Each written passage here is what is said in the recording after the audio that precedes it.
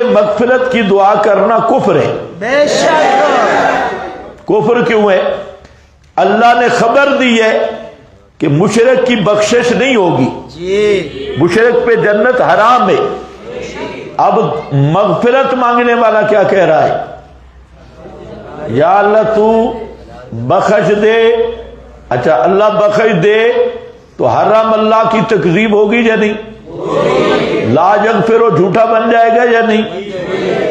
کہنا یہ چاہتا ہے کہ اللہ تو جھوٹ بول لیکن اس کو بخش، تیرا کلام جھوٹا ہو جائے. تو نے جو تو خبر دی ہے لا یغفر کی، اور تو نے تو کہا تھا حرام اللہ، لیکن میں سفارشی بن کے آیا ہوں، لہذا یہ چونکہ اچھا مشرک تھا، بیسٹ مشرک اور نیک متقی مشرک تھا، تو بخش. تو اس کا مطلب یہ بنتا ہے کہ اللہ کا کلام جھوٹا ہو جائے، مشرک جنت میں چلا جائے. تو ایسی سفارش کرنا کفر ہے، کفر. ما کان للنبی والذین آمنوا ان یستغفروا للمشرکین.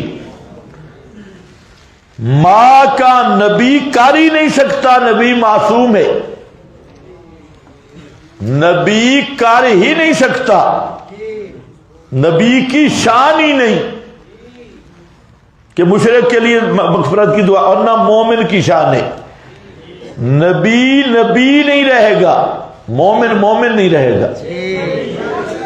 یہ ایمان، نبوت اور ایمان کی شان ہی نہیں کہ مشرک کے لیے. وجہ یہی ہے. اور جو حضرات کہتے ہیں کہ اللہ کا کلام جھوٹا ہو چکا ہے وقوع قسم کے